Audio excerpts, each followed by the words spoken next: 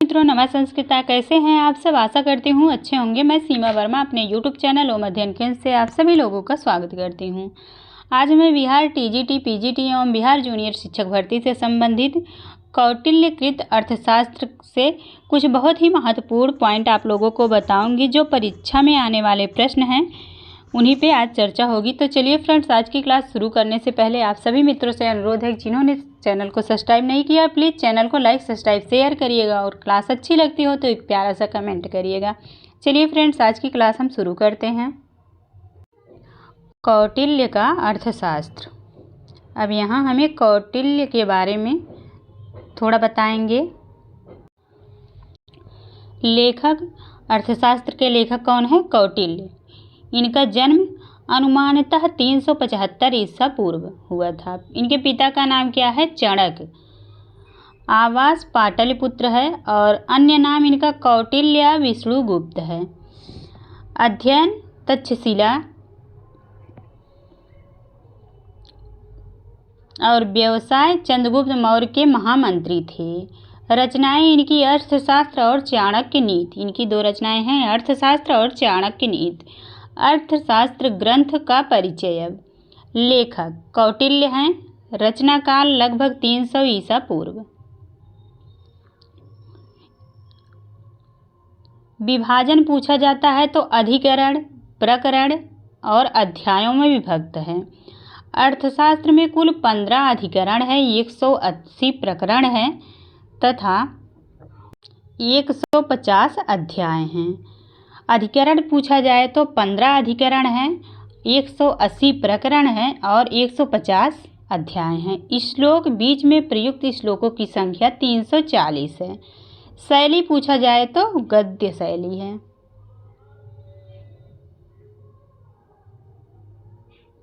यद्यपि अर्थशास्त्र गद्य में लिखा गया है, किंतु वर्णों की संख्या से यदि छंद बनाए तो लगभग 6000 अनुष्टुप छंद बनेंगे। अर्थशास्त्र में 15 अधिकरणों के नाम। अर्थशास्त्र में ये 15 अधिकरण दिए हुए हैं। 15 अधिकरण है। पूछा जाएगा, प्रश्न बनेगा कि अर्थशास्त्र में कितने अधिकरण हैं, तो 15। प्रथम अधिकरण विनयाधिकारिक, जिसमें 16 प्रकरण हैं और 21 अध्याय हैं। दूसरा अधिकरण है अध्यक्ष प्रचार, इसमें 39 प्रकरण हैं और 36 अध्याय हैं। तीसरा अधिकरण है धर्म स्थीय, इसमें 20 प्रकरण हैं और 20 अध्याय हैं। चौथा अधिकरण है कंटक शोधन, जिसमें 13 प्रकरण हैं और 13 ही अध्याय हैं। पांचवा अधिकरण है योग वृत्त, इसमें 7 प्रकरण और 6 अध्याय हैं। छठा अधिकरण है मंडल योनि, इसमें 2 प्रकरण और 2 अध्याय हैं।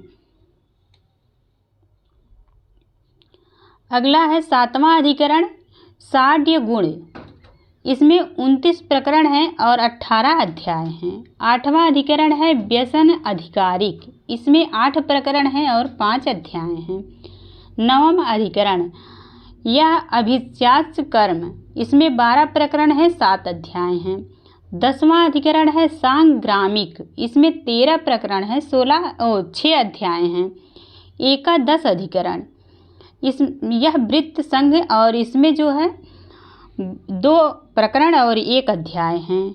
द्वादश 12वां अधिकरण है अबलियस, इसमें 9 प्रकरण हैं और इसमें 5 अध्याय हैं। 13वां अधिकरण है दुर्गलभ्योपाय, इसमें 6 प्रकरण हैं, 5 अध्याय हैं। 14वां अधिकरण है औपनिषदिक, इसमें 3 प्रकरण और 4 अध्याय हैं। अगला है 15वां अधिकरण, तो यह तंत्र युक्त। 15वां अधिकरण का नाम क्या है? तंत्र युक्त, इसमें 1 प्रकरण है और 1 अध्याय है। ये 15 अधिकरण हैं। अब ग्रंथ की विषय वस्तु का संक्षिप्त परिचय। प्रथम अधिकरण का नाम विनयाधिकारिक है। प्रथम अधिकरण में कुल 21 अध्याय हैं। प्रथम अधिकरण में राजा के अनुशासन, शास्त्र विद्या, मंत्रियों तथा पुरोहितों के गुण, उनके प्रलोभन, गुप्तचर, सभा, राजदूत, राजकुमार, अंतःपुर तथा राजा की सुरक्षा का विधान है। द्वितीय अधिकरण का नाम अध्यक्ष प्रचार है। अध्यक्ष प्रचार में कुल 36 अध्याय हैं। यह सबसे बड़ा अधिकरण है। पूछा जाएगा सबसे बड़ा अधिकरण कौन है, तो दूसरा। इस अधिकरण में विभिन्न शासन विभागों के अध्यक्षों के कर्तव्य आदि का वर्णन करते हुए ग्राम रचना, गोचर भूमि, वन, दुर्ग आदि सन्निधाता के कर्तव्य, कर ग्रहण, राजकोष, रत्न परीक्षा, मुद्राक्ष इत्यादि का वर्णन है। तीसरा अधिकरण का नाम धर्मस्थीय है। इस अधिकरण में कुल 20 अध्याय हैं। इस अधिकरण में न्याय, शासन, विधि, नियम, विवाह, प्रकार, दंपति के कर्तव्य, स्त्री धन, पुत्रों के 12 भेद और दाय विभाग तथा व्यवहार के विषय में विवेचन किया गया है। अब चौथा अधिकरण का नाम है कंटक शोधन। इसमें 13 अध्याय हैं। इस अधिकरण में शिल्पियों, व्यापारियों की विपत्तियों से रक्षा, भ्रष्टाचारियों का दमन, विभिन्न अपराधों के लिए दंड की व्यवस्था आदि निरूपण है। इसके बाद 5वां अधिकरण है योग वृत्त के नाम से जाना जाता है। इस अधिकरण में कुल 6 अध्याय हैं। इस अधिकरण में उपांशुवश, राजकोष, वृद्ध कर्मचारियों का भरण पोषण, राज्य संकट का प्रतिकार आदि वर्णित हैं। 6ठे अधिकरण का नाम है मंडल योनि। इस अधिकरण में 2 अध्याय हैं। इस अधिकरण में मंडल की रचना, राज्य की 7 प्रकृतियों, अंतर्राष्ट्रीय संबंध तथा 3 शक्तियों का वर्णन है। राज्य की 7 प्रकृतियां: 1 राजा, 2 अमात्य, 3 राष्ट्र, 4 दुर्ग, 5वां कोष, 6ठा बल, 7वां सुरहित। अब 3 शक्तियां: पहला उत्साह, 2 मंत्र, 3 प्रभु शक्ति। 7वें अधिकरण को साढ़ गुण के नाम से जाना जाता है। इस अधिकरण में कुल 18 अध्याय हैं। इस अधिकरण में संधि, विग्रह, आसन, यान, आक्रमण, संश्रय और द्वैधी भाव के रूप में राजनीति के 6 गुणों का विचार किया गया है। इसमें सेना की कमी तथा आदेश अतिक्रमण जैसे विषयों का भी निरूपण किया गया है। इसके बाद 8वां अधिकरण है व्यसनाधिकारिक नाम से जाना जाता है। इस अधिकरण में कुल 5 अध्याय हैं। इस 5 अध्यायों में राजा पर मृगया, द्यूत, स्त्री सेवन आदि दोषों के कारण आई विपत्तियों का एवं राष्ट्र पर आए अन्य संकटों का वर्णन है। 9वां अधिकरण अभियास्य कर्म है। इस अधिकरण में 7 अध्याय हैं। 9वें अधिकरण के अध्यायों में युद्ध विषयक संपूर्ण वृत्तांत हैं। इसमें अर्थ, अनर्थ तथा संशय संबंधी आपत्तियों और उनके प्रतिकार के उपाय से प्राप्त होने वाली सिद्धियां हैं। 10वें अधिकरण में सांग्रामिक कहा जाता है। इस अधिकरण में कुल 6 अध्याय हैं। सूक्त दिया हुआ है अन्वीक्षिकी त्रयी वार्ता दंड नीति चेत विद्या। प्रथम प्रकरण अध्याय 1। इसका अर्थ है अन्वीक्षिकी, त्रयी वार्ता और दंड नीति ये 4 विद्याएं हैं। अगली सूक्ति है वार्ता दंड नीतिश्च बृहस्पत्या संवरण मात्रम ही त्रयी लोक यात्रा विधि। यह प्रथम प्रकरण का है, अध्याय पहले का है। आचार्य बृहस्पति के अनुयायी विद्वान केवल 2 ही विद्याएं मानते हैं, वार्ता और दंड नीति। उनके मतानुसार त्रयी तो लोक यात्रा विधि लोगों की आजीविका का साधन मात्र हैं। यहाँ अगली सूक्ति है चतस्रयो विद्या इति कौटिल्यः। आचार्य कौटिल्य उक्त 4 विद्याओं को मानते हैं।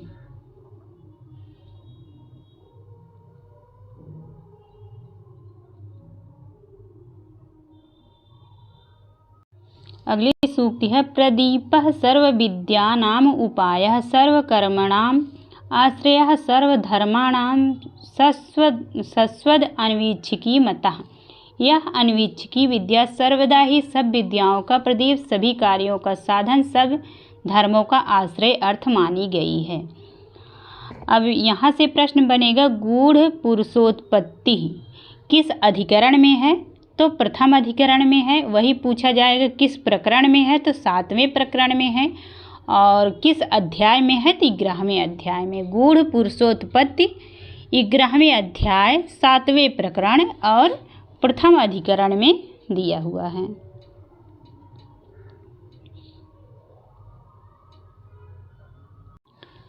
यह सूक्त भी इम्पॉर्टेंट है। कापटिक उदाय स्थित गृहपतिक वैदेहक तापस व्यंजनान सत्र तीक्ष्ण रसद अभिछुकीयश्च।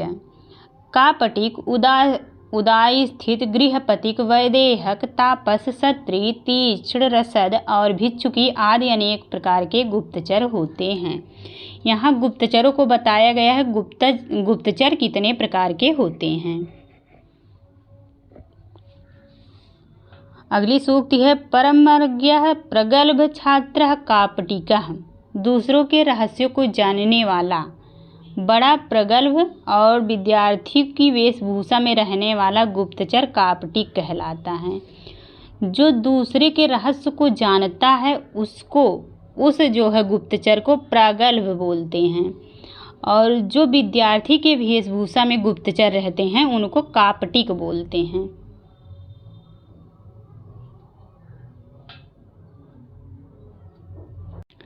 यहाँ अगली सूक्ति है प्रव्रज्य प्रवत्यवसितः प्रज्ञा शौचयुक्तः उदाय स्थितः। बुद्धिमान सदाचारी सन्यासी के वेश में रहने वाले गुप्तचर को उदास्थित बोलते हैं। जो गुप्तचर सन्यासी के रूप में रहते हैं उन्हें क्या बोलते हैं? उदास्थित। अगली सूक्ति है सर्व प्रवजित आश्च स्वम स्वम वर्गम उपजपेयुः। दूसरे सन्यासी भी अपने अपने संप्रदाय के सन्यासियों को इसी प्रकार समझा बुझा दें।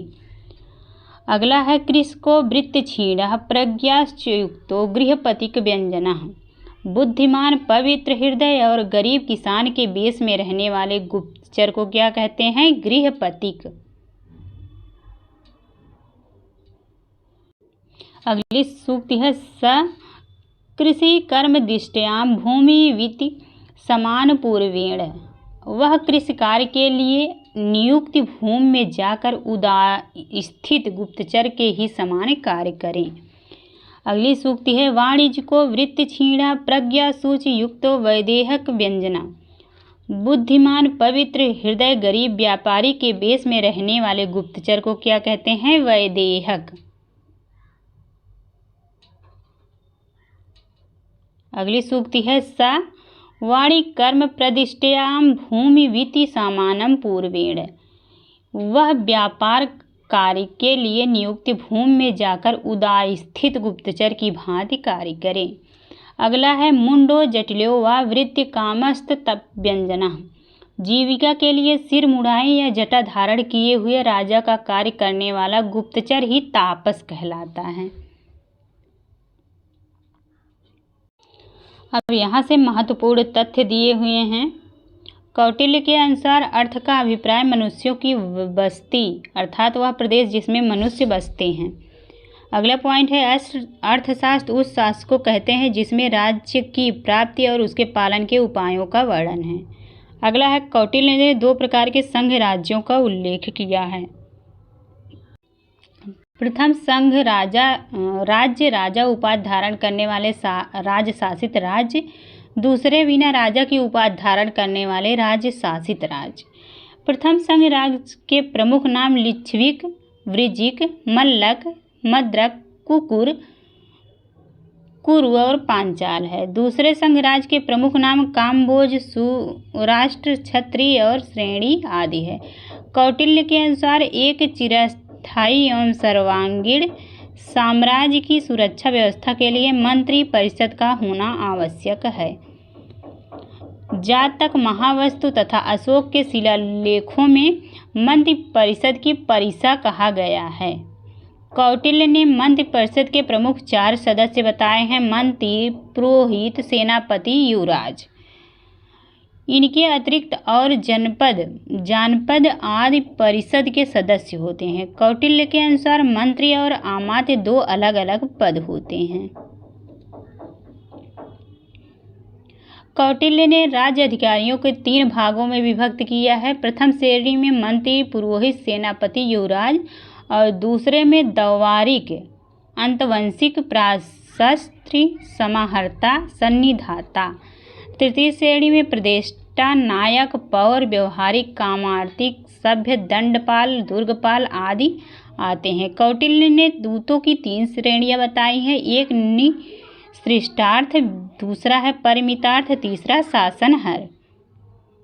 अगला है कौटिल्य ने कार्यभेद में गुप्तचर्य के 9 विभाग किए हैं। पहला कापटिक उदास्थिक, तीसरा गृहपतिक, चौथा वैदेहक, 5वां तापस, 6ठा क्षत्रिय, 7वां तीक्ष्ण, 8वां रसद, 9वां भिक्षुकी। अर्थ विभाग के सबसे बड़े अधिकारी को समाहर्ता कहा जाता है। अर्थ विभाग के अन्य अधिकारियों तथा कर्मचारियों की श्रेणी: सन्निधाता, भंडारों का अधिकारी, स्थानिक जनपद के चतुर्थांश का अधिकारी, गोप गांव का अधिकारी, प्रदेष्टा, स्थानिक तथा गोप का सहायक अधिकारी, अक्षपटलाध्यक्ष, अकाउंट जनरल, कोषाध्यक्ष, अर्थकारणिक, मुख्य अकाउंटेंट, कार्मिक, अर्थकारणिक, अधीनस्थ कर्मचारी, गणिज्ञ, जिलों का हिसाब किताब रखने वाला कर्मचारी, सांख्यानक, गणना करने वाला, लेखक अर्थात क्लर्क। 11वां है नीवी ग्राहक, गोपालक, अपयुक्त, निधानक, निबंधक, प्रतिग्राहक, दायक, मैत्रेयी वित्तक आदि नाम उल्लेखनीय हैं। अर्थशास्त्र का मंगलाचरण है नमः शुक्र बृहस्पत्यभ्याम। अर्थशास्त्र के मंगलाचरण में शुक्राचार्य और बृहस्पति को नमस्कार किया गया है। ये इम्पॉर्टेंट है। अर्थशास्त्र के मंगलाचरण में शुक्राचार्य और बृहस्पति को नमस्कार किया गया है। प्रथम अधिकरण में प्रमुख प्रकरण है विद्या उद्देश्य, इंद्रिय जय तथा आमात्योत्पत्ति। द्वितीय अधिकरण के प्रमुख प्रकरण है दुर्ग विनिवेश। पंचम अधिकरण में दंड व्यवस्था नामक प्रकरण महत्वपूर्ण है। षष्ठ अधिकरण में प्रकृतियों के गुण, शांति और उद्योग का वर्णन है। 6 गुणों का उद्देश्य का वर्णन 7वें अधिकरण में है। 8वें अधिकरण का नाम है व्यसन अधिकारिक। 8वें अधिकरण में प्रकृतियों के व्यसन का वर्णन है। 9वें अधिकरण में आक्रमण का निरूपण किया गया है। 10वें अधिकरण में छावनी का निर्माण है। दंड व्यूह, मंडल व्यूह, प्रकृत व्यूह इत्यादि का रचना इत्यादि का वर्णन है। भेदक प्रयोग तथा उपासुंदक दंड का वर्णन 11 अधिकरण में है। 12 अधिकरण में दूत कर्म, मंत्र, युद्ध, शस्त्र, अग्नि और रथों का गूढ़ प्रयोग इत्यादि वर्णन है। 13वें अधिकरण में उपजाव, योगावामन, शत्रु के दुर्ग का तोड़ना इत्यादि का वर्णन है। अर्थशास्त्र के संभावित प्रश्न। अर्थशास्त्र के अनुसार 4 विद्याएं कौन कौन सी हैं? पहला अन्वीक्षिकी, दूसरा त्रयी, तीसरा वार्ता, चौथा दंड नीति। अगला पॉइंट है मनु संप्रदाय कुल कितने विद्याओं को मानते हैं? तो 3 विद्याएं मानते हैं, त्रयी, वार्ता और दंड नीति। मनु जो है अन्वीक्षिकी को नहीं मानते हैं। और अगला पॉइंट है आचार्य बृहस्पति कितने विद्याओं को मानते हैं? तो 2। यदि पूछा जाए अर्थशास्त्र के अनुसार विद्याएं कितनी हैं? तो 4, मनु के अनुसार 3, आचार्य बृहस्पति के अनुसार 2। आचार्य बृहस्पति जो है त्रयी को भी नहीं मानते हैं, केवल वार्ता और दंड नीति को मानते हैं। अगला पॉइंट है वार्ता दंड नीति को विद्या कौन मानता है? तो आचार्य बृहस्पति। केवल दंड नीति को विद्या कौन मानता है? तो शुक्राचार्य। इसके बाद शुक्राचार्य जो है वार्ता को भी विद्या नहीं मानते हैं, केवल दंड नीति को मानते हैं। तो अगला पॉइंट है चारों विद्याएं अन्वीक्षिकी, त्रयी, वार्ता, दंड नीति को कौन मानता है? तो आचार्य कौटिल्य। अन्वीक्षिकी विद्या के अंतर्गत कौन कौन से दर्शन आते हैं? तो सांख्य, योग और लोकायत। सभी विद्याओं का प्रदीप कौन है? तो अन्वीक्षिकी। सभी कार्यों का साधन और सब धर्मों का आश्रय किस विद्या को माना गया है? तो अन्वीक्षिकी को। अब यहाँ से प्रतीपः सर्व विद्यानुपायः किस ग्रंथ से लिया गया है? तो कौटिल्य के अर्थशास्त्र से। प्रथम अधिकरण का नाम क्या है? विनयाधिकारिक। अस्थायी गुप्तचरों की संख्या कितनी है? तो 5। अस्थायी गुप्तचरों के नाम क्या हैं? कापटिक, उदास्थित, गृहपतिक, वैदेहक, तापस। दूसरों के रहस्यों को जानने वाला, प्रगल्भ और विद्यार्थी के बीच भूषा में रहने वाले को कैसा गुप्तचर कहते हैं? कापटिक। कापटिक गुप्तचर। सन्यासी के वेश में गुप्तचर जो नियमवास करता है उसे उदारस्थित नाम से जानते हैं। और किसान के वेश में रहने वाले गुप्तचर को क्या कहते हैं? गृहपथिक। व्यापारी के वेश में रहने वाले गुप्तचर को क्या कहते हैं? वैदेहक। सिर मुंडाए या जटा धारण करने वाले गुप्तचर को क्या कहते हैं? तापस। काम शास्त्र तथा तत्संबंधी नाचने गाने की कला में कौन गुप्तचर निपुण होते हैं? तो क्षत्रिय। प्राणों की परवाह न करके हाथी बाघ सांप को से कौन सा गुप्तचर भिड़ जाता है? तो जो तीक्ष्ण गुप्तचर होता है वो भिड़ जाता है। अगला पॉइंट है क्रूर प्रकृति और आलसी स्वभाव वाला कौन सा गुप्तचर होता है? तो रसद। क्षत्रिय, तीक्ष्ण, रसद, परिव्राजिका, मुंडा तथा वृषली किस गुप्तचर के अंतर्गत आते हैं? तो संचार के अंतर्गत आते हैं। अब यहाँ से अर्थशास्त्र का बिंदुवार अध्ययन दिया हुआ है जो कई परीक्षाओं में पूछे गए प्रश्न हैं, वहाँ का ये प्रश्न जो है रखा गया है। पहला पॉइंट है कौटिल्य लेखक थे तो अर्थशास्त्र के। कौटिल्य से अपर नाम किम? तो चाणक्य। कौटिल्य का अर्थशास्त्र कितने अधिकरणों में विभक्त है? तो 15 अधिकरणों में। अगला पॉइंट है अर्थशास्त्र से प्रथम अधिकरणम वर्तते तो विनय अधिकारिकम। अर्थशास्त्र से द्वितीय अधिकरणम वर्तते अध्यक्ष प्रचारणा। और तीसरे अधिकरण का क्या नाम है? धर्म अस्थेयम। चौथे अधिकरण का नाम है कंटक शोधनम। अगला पॉइंट है कौटिल्य नामना व्यवहृते चाणक्य। अर्थशास्त्रे विद्या समुद्देशः कुत्र वर्तते? विनयाधिकारिके। दुर्ग निवेशे कुत्र उपदिष्टः? अध्यक्ष प्रचारे। इंद्रिय जय अर्थशास्त्रे कुत्र उपदिष्टः? विनयाधिकारिके। कौटिल्य अर्थशास्त्र अनुसारेण अन्वीक्षिकी विद्या अस्ति सांख्यम योगो लोकायत च। अगला पॉइंट है कौटिल्य अर्थशास्त्र अनुसारेण कीदृशी दंडः सर्वाधिक प्रजामुद्वेजयति? तो तीक्ष्ण दंडः। आमात्य परीक्षोपायेषु न अस्ति मोक्षोपधः। अगला पॉइंट है अति आढ़को भवेत द्रोणः चतुराढ़का। दाय भाग में श्रेष्ठ भाग का अधिकारी पुत्र कौन है? तो श्रेष्ठ। पुत्रों में कौन श्रेष्ठ होता है? तो औरस। अमात्यो उत्पत्ति कुत्र उपदिष्टा? तो विनयाधिकारिके। दंडनीते अपर नाम किम? कौटिल्य अर्थशास्त्रम। आमात्यानां शौचज्ञानार्थ कौटिल्येन उपधासु या न निर्दिष्टः मोक्षोपधा। मंत्रिपरिषदं 12 आमात्यान् कुर्वीत इति कस्य मान्यता? तो मानवानां। अगला पॉइंट है समयाचारी कुत्रोपदिष्टम अर्थशास्त्रे योग वृत्ते कौटिल्येन योग गूढ़ पुरुषेषु न निर्दिष्टः कार्मिकः। संधिकर्म कुत्रोपदिष्टम षाड्गुणे। कौटिल्य के अर्थशास्त्र में किस पहलू पर प्रकाश डाला गया है? तो राजनीतिक नीतियों पर। आमात्य परीक्षायाः कत विधि उपायः? तो चतुर्विधि उपाय। आमात्य की परीक्षा कितने विधियों में की जाती है? तो 4 विधियों में। अगला पॉइंट है कौटिल्य अनुसारम विद्या सन्ति तो चतुर्विधा। अर्थशास्त्रे अन्वीक्षिकी त्रयी वार्तानां योगक्षेम साधनो भवति दंडः। कौटिल्य अनुसारम त्रयी के स्मरण मात्रम मन्यते बृहस्पत्या। कौटिल्य अनुसारम मानवाः कम विद्यां पृथक न मन्यते तो अन्वीक्षिकी।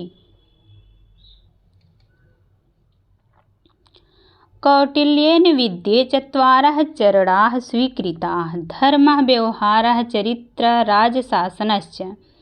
धर्मशास्त्रास्य किं बलवत्? धर्मशास्त्रम्। अक्षपटल अध्यक्षस्य कार्यम् आसीत् आय व्यय विवरणस्य रक्षणम्।